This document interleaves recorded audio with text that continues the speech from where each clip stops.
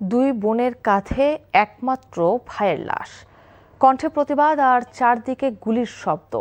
জুলাই গণঅভ্যুত্থানের রক্তাক্ত অধ্যায়গুলোর মধ্যে হৃদয় বিদারক ও মর্মস্পর্শী এই ঘটনা এখনো বয়ে বেড়াচ্ছেন মীম আক্তার।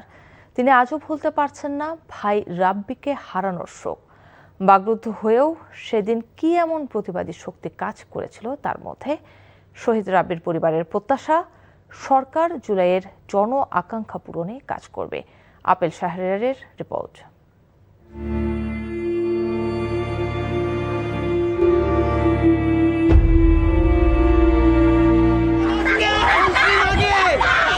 দুই বোনের কাঁধে একমাত্র প্রিয় ভাইয়ের লাশ, শোকের অশ্রুপাতের সময় কোথায়? কণ্ঠ তখন প্রতিবাদের বারুদ।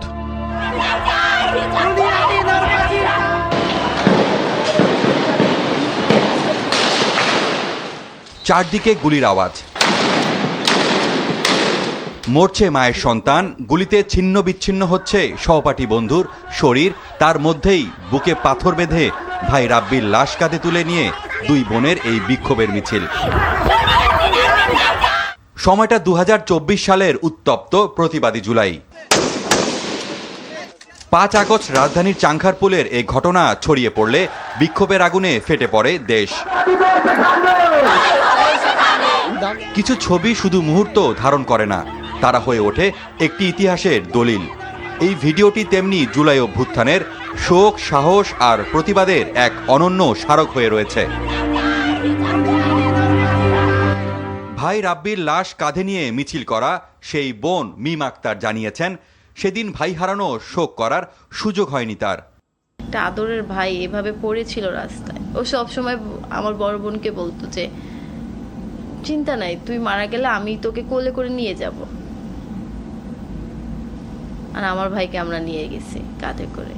যখন কোনো বোন তার ভাইয়ের এই চেহারা দেখবে, তার মধ্যে না ভয় থাকবে না, তার মধ্যে যতটুকুই থাকবে সেটা হচ্ছে ওই ফ্যাসিস্টের জন্য ঘৃণা, ক্ষোভ আর ভাই হারানোর হাহাকার।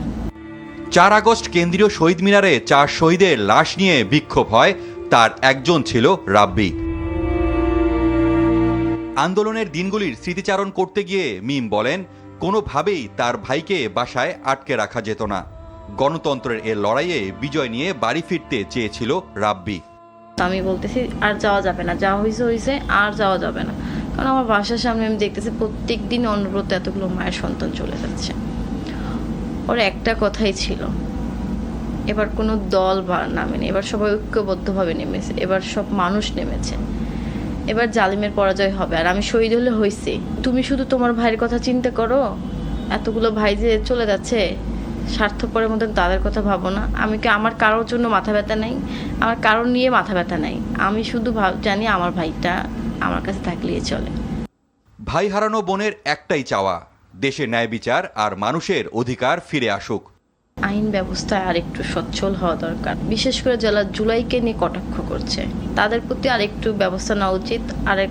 মানে কোনো মায়ের সন্তান জানি রাস্তায় না মরে। একটা নিরাপদ বাংলাদেশ আমরা চাই এই সরকারের কাছে। এমন জানা অজানা রাব্বিদের আত্মত্যাগের বিনিময়ে আধার পেরিয়ে এক আলোকিত প্রভাতে আসে ফেসিবাদ মুক্তির বার্তা। Apple Shahriar, NTV news, Dhaka. Myanmar থেকে বাংলাদেশে পালিয়ে আসার সময় কক্সবাজারের টেকনাফ উপজেলার শাহপরীদ্বীপ উপকূলে একটি নৌকা ডুবে গেছে। নৌকাটিতে ছিল ৩১ জন যাত্রী। এর মধ্যে স্থানীয়রা জীবিত ১৮ জনকে উদ্ধার করেছে, বাকিরা এখনও নিখোঁজ। সকাল ৮টার দিকে শাহপরীদ্বীপ পশ্চিমপাড়া নৌঘাট সংলগ্ন সাগর এলাকায় এই ঘটনা ঘটে। বিজিবি জানায়, মিয়ানমারের রাখাইন রাজ্যে চলমান সংঘাতের কারণে একদল রোহিঙ্গা নৌকাযোগে বাংলাদেশে প্রবেশের চেষ্টা করছিল। পথে শাহপরীদ্বীপ উপকূলের কাছে পৌঁছালে প্রবল স্রোত এবং উত্তাল ঢেউয়ের কবলে পড়ে নৌকাটি ডুবে যায়। নৌকাডুবির খবর পেয়ে স্থানীয় জেলেরা উদ্ধার অভিযানে অংশ নিয়ে ১৮ জনকে জীবিত উদ্ধার করে। পরে তাদের বিজিবির কাছে হস্তান্তর করা হয়। উদ্ধার হওয়া ব্যক্তিরা জানান, নৌকাটিতে ৩১ জন আরোহী ছিলেন, তবে সত্যতা এখনও যাচাই করা যায়নি বলে বিজিবি জানায়। তথ্য সম্প্রচার মন্ত্রী এম জহিরুদ্দিন স্বপন বলেছেন, ধর্মবিশ্বাসকে পুঁজি করে কোনো মহল রাজনীতি করতে পারবে না। দুপুরে বরিশাল জেলা শিল্পকলা একাডেমিতে পূজা উদযাপন পরিষদের জেলা শাখার দ্বিবার্ষিক সম্মেলনে তিনি এসব কথা বলেন। একই রকম কথা বলেন বা বলছেন, এরকম পরিস্থিতি নিশ্চয়ই এখনো আছে। এবং বাংলাদেশের সন্তোষ শর্মা আর ভারতের মুসলমান সন্তোষ শর্মা, তাদের সমস্যা কিন্তু কম বেশি একই। ঢাকা উত্তর সিটি কর্পোরেশনের পরিষ্কার পরিচ্ছন্নতা পরিদর্শন করেছেন প্রধানমন্ত্রী তারেক রহমান। নিজের গুলশানের বাসা থেকে গাড়ি বহরে বের হয়ে হাতিরঝিল, বিজয় সরণি হয়ে শ্যামলী, মিরপুর এবং কচুক্ষেত এলাকার বিভিন্ন স্থানে পরিষ্কার পরিচ্ছন্নতা ঘুরে দেখেন প্রধানমন্ত্রী। এ সময় তার গাড়ি বহরে ছিলেন স্থানীয় সরকার প্রতিমন্ত্রী মীর শাহে আলম, ঢাকা উত্তর সিটি কর্পোরেশনের প্রশাসক শফিকুল ইসলাম মিল্টন। রাজধানীর উত্তরাঞ্চলে বিভিন্ন সড়কে পরিষ্কার পরিচ্ছন্নতা কেমন তা দেখতে প্রধানমন্ত্রী তারেক রহমান নিজেই গাড়ি চালিয়ে এসব এলাকা ঘুরে দেখেন। বিকেল 4টায় বাসা থেকে বের হয়ে প্রায় 2 ঘন্টা পরিদর্শন শেষে সন্ধ্যা 6টায় পর বাসায় প্রবেশ করেন প্রধানমন্ত্রী। গতকাল রাতেও তিনি উত্তর সিটি প্রশাসককে নিয়ে পরিষ্কার পরিচ্ছন্নতা পরিদর্শনে বের হয়েছিলেন।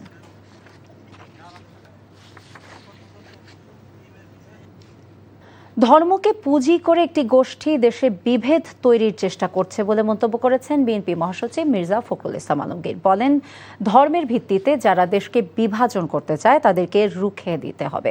বিকেলে রাজধানীর ডিপ্লোমা ইঞ্জিনিয়ার্স ইনস্টিটিউশন মিলনায়তনে সংখ্যালঘুদের সুরক্ষা এবং নিরাপত্তা বিধান বিষয়ে মতবিনিময় সভায় এসব কথা বলেন তিনি। মির্জা ফখরুল বলেন, সকল ধর্মের মানুষের সম্পদের সুরক্ষার জন্য ব্যবস্থা গ্রহণ করেছে বর্তমান সরকার। বলেন, সংখ্যালঘুদের নিরাপত্তা দিতে সরকার বদ্ধপরিকর। ধর্মকে পুঁজি করে যারা দেশকে বিভেদের দিকে ঠেলে দেওয়ার ষড়যন্ত্র করছে তাদের থেকে সবাইকে সাবধান থাকার আহ্বান জানান তিনি। অনুষ্ঠানে সংখ্যালঘু বিষয়ক মন্ত্রণালয় প্রতিষ্ঠা সহ সনাতন পরিষদের যেসব দাবি আছে সেগুলো বিবেচনা করে ইতিবাচকভাবে সমাধানের চেষ্টা করা হবে বলেও জানান তিনি। সনাতন ধর্মাবলম্বী আছেন, মতুয়া সম্প্রদায়ের আছেন, আমাদের সকল ধর্মের সকল মানুষের অধিকারকে সুরক্ষার জন্য, তাদের সম্পদকে সুরক্ষার জন্য সব রকম ব্যবস্থা আমরা গ্রহণ করেছি। একটি মহল কিন্তু খুব সচেতনভাবে ধর্মের নামে বিভেদ সৃষ্টি করতে উঠে পড়ে লেগেছে। ধর্মের ভিত্তিতে যারা দেশকে বিভাজন করতে চায় তাদের বিরুদ্ধে আমাদেরকে কিন্তু রুখে দাঁড়াতে হবে। আমরা এখানে উগ্রবাদকে প্রশ্রয় দিতে পারি না, মৌলবাদকে প্রশ্রয় দিতে পারি না। আমরা এখানে একটা উদারপন্থী গণতান্ত্রিক বাংলাদেশ আমরা নির্মাণ করতে চাই। দেশ পরিচালনায় বিএনপি সরকার ব্যর্থতার পরিচয় দিচ্ছে বলে মন্তব্য করেছেন জামায়াতে ইসলামের আমির ও বিরোধী দলীয় নেতা ডাক্তার শফিকুর রহমান। প্রশ্ন তোলেন, সরকারে প্রধানমন্ত্রীর নিয়ন্ত্রণ থাকলে চাঁদাবাজি বন্ধ হচ্ছে না কেন? জামায়াত আমির আরও অভিযোগ করেন, বর্তমান সরকারের সময় দুর্নীতি বেড়েছে। শাহাদাত অব্রের রিপোর্ট। রাষ্ট্র ও প্রশাসনের কাঙ্ক্ষিত পরিবর্তন না হওয়ার বিষয়ে স্থানীয় সরকার মন্ত্রী ও বিএনপির মহাসচিবের বক্তব্য প্রসঙ্গে বিরোধী দলীয় নেতা ডাক্তার শফিকুর রহমান প্রশ্ন তোলেন, সবকিছু সরকার প্রধানের ইশারায় চললেও দলের নেতাকর্মীরা চাঁদাবাজি বন্ধ করছে না কেন? মন্ত্রণালয়ের যিনি দায়িত্বে তিনি গদিতে বসেই বলে দিলেন, যদি সমঝোতার ভিত্তিতে কিছু নেওয়া হয় তাইলে এটাকে চাঁদা বলা যাবে। মানে এইটার মাধ্যমে দ্বিতীয় দফা চাঁদাবাজিকে জাতীয় সনদ বা স্বীকৃতি দেওয়া হবে। তারেক রহমান সাহেব প্রধানমন্ত্রী, তিনি চান না, অথচ দুর্নীতি সবাই করে, এটা কিভাবে হবে? চাঁদাবাজি নির্মূল করুন, কথা দিচ্ছি আমরা 18 কোটি মানুষ আপনাদেরকে সাহায্য করব। কিন্তু জনগণের আকাঙ্ক্ষার বিপরীতে চললে এদেশের জনগণ এবং আমরা কাউকে ছেড়ে দিয়ে কথা বলবো না। শুক্রবার জাতীয় প্রেস ক্লাবে বাংলাদেশ পরিবহন শ্রমিক ফেডারেশনের জাতীয় সম্মেলনে তিনি অভিযোগ করেন, বিএনপি সরকার যুবকদের কর্মসংস্থান তৈরিতে ব্যর্থ হয়েছে। 1 কোটি 1.5 কোটি মানুষকে তারা চাকরি দিবেন, তাই না? তো অনেকে বলে যে চাকরি তো দিয়েই দিয়েছেন, আর দেওয়া লাগবে কেন? টেম্পু স্ট্যান্ডার্ড চাকরি, কি চাকরি এটা বুঝেন তো আপনারা? চাকরি তো হয়ে গেছে। এই চাকরি তো আমাদের জনগণ চায় না, এই চাকরিকে এই দেশের জনগণ ঘৃণা করে। গণভোটে 5 কোটি মানুষের রায় রয়েছে উল্লেখ করে জামায়াত আমির বলেন, জনগণের আকাঙ্ক্ষা পূরণে যারা ব্যর্থ হবে তাদের পরিণতি হবে ভয়াবহ। হঠকারিতা করে জাতির কপালে এরকম মহাবিপদ ডেকে আনবেন না, তাহলে ইতিহাসের রাস্তা করে নিক্ষিপ্ত হবে। শাহাদাত অব্র, এনটিভি নিউজ, ঢাকা। আইনের রক্ষক হয়েও ভক্ষকের কাজ করছে সরকারি দলের নেতারা, এমন মন্তব্য করেছেন জামায়াতের আমির ও বিরোধী দলীয় নেতা ডক্টর শফিকুর রহমান। বিকেলে রাজধানীর চক্ষু বিজ্ঞান ইনস্টিটিউটে হবিগঞ্জে আহত এনসিপি নেতা আলিফকে দেখতে এসে কথা বলেন। তিনি বলেন, কথা বলার, কর্মসূচি করার অধিকার সবারই আছে, এটি সরকারের নিশ্চিত করা উচিত। তিনি বলেন, সরকার দলীয় সন্ত্রাসীদের ব্যাপারে কি পদক্ষেপ নেওয়া হয় এটাই এখন দেখার বিষয়। এনসিপি নেতাদের উপর আবারও হামলা হতে পারে এমন আশঙ্কা করে বলেন, যেখানে হামলা হবে সেখানেই প্রতিরোধ গড়ে তুলতে হবে। তিনি যদি কোনো গুরুতর অপরাধ করে থাকেন তাইলে আইনের আশ্রয় নেবে, কিন্তু নিজের হাতে আইন তুলে নেওয়ার অধিকার তো কেউ কাউকে দেয়নি।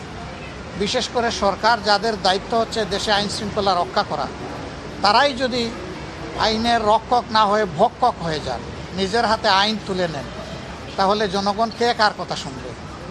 আজও সিলেটের ৩ উপজেলায় পদযাত্রা এবং পথ সমাবেশ করছে এনসিপি। বিকেলে সিলেটের সীমান্তবর্তী উপজেলা কোম্পানিগঞ্জে সমাবেশে দলটির নেতারা সরকারের কঠোর সমালোচনা করেন। বলেন, হামলা মামলা দিয়ে রাজপথ থেকে তাদের সরানো যাবে না। সিলেট থেকে আনিস রহমানের ক্যামেরায় আরও জানাচ্ছেন সজল ছত্রী।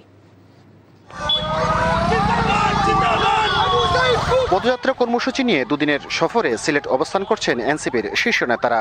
বৃহস্পতিবার দুপুরে সিলেটের গোলাপগঞ্জে সভা শেষে সিলেট শহরে ফেরার পথে উত্তরাঞ্চলের মুখ্য সংগঠক সার্জিস আলমের গাড়িবহর হামলার শিকার হলে বাড়ানো হয় সার্বিক নিরাপত্তা ব্যবস্থা। পরবর্তী সভাগুলো ছিল শান্তিপূর্ণ। বিকেলে কোম্পানিগঞ্জের পথসভায় সার্জিস আলম বলেন, রাজনীতিতে মতের ভিন্নতার মতো কথার বলার ধরনেও ভিন্নতা থাকবে। হিংসা পরিহার করে রাজনীতিতে সহ অবস্থানের আহ্বান জানান তিনি।